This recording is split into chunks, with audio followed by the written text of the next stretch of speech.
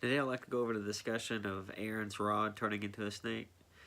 A lot of people have their own opinion on this, and the way I would like to do this is I would like to go through the kind of like the perspective of the Egyptians and see could they have conveyed a different feeling out of what happened.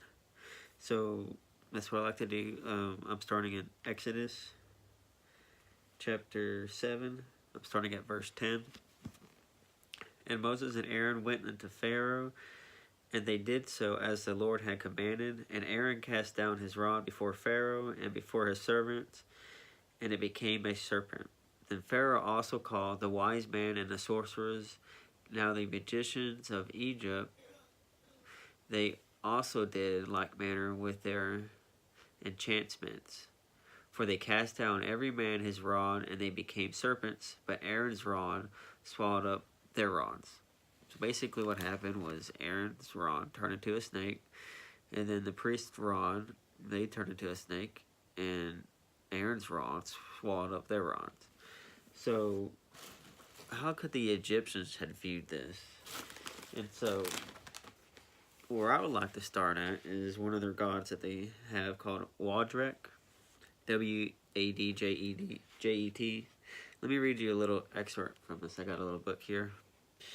A goddess of ancient Egypt, the protector of the northern territories, Lower Egypt, called Buto in Greek texts. Wadjet was associated at times with the goddess Hathor. Nekhbed was her sister goddess, the patron of Upper Egypt. Let me scroll down a little bit here.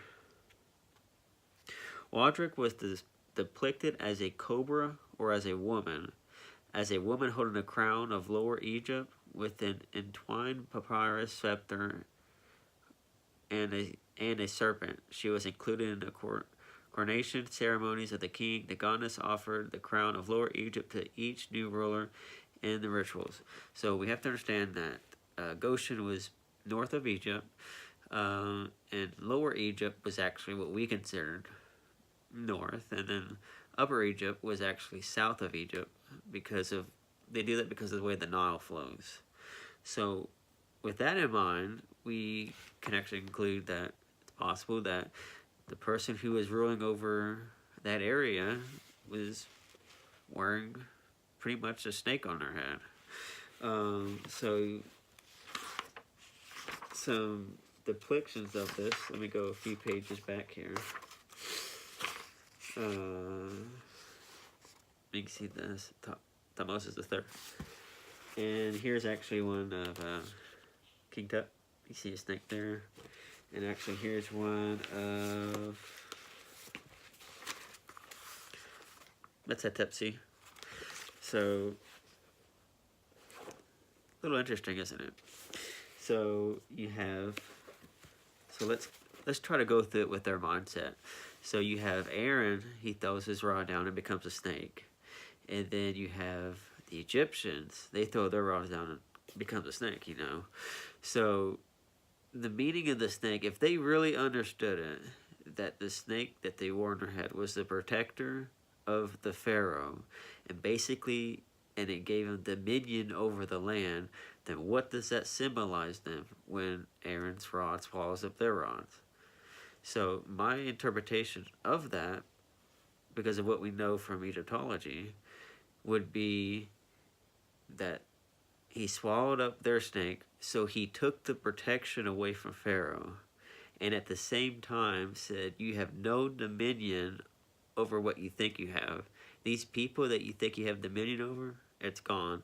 The protection you think you have is gone. And this happened before one plague happened in Egypt. So basically, it was over before it even started. So this is a mind-blowing thing that, you know, everybody has their own interpretation of why Aaron's rod turned into a snake. But when you kind of flip it around a little bit, you wonder, could there be another message here, you know, for the Egyptians to understand? So that, I think that's a pretty interesting topic, and I think it's not necessarily, you know, too far-fetched. And so I thought that's such a strong message, and we always, you know, see the snake on headdress that they wear. And so when I read that, it's like it just opened my eyes. It's like, well, I remember Exodus 7:10, you know. So good conversation, you know, starter. So I thought it was good enough to post a video about. So hopefully you guys look into it, and you know, everybody has their own opinion on this, and I'm not saying that's what it is, but it's definitely an interesting topic.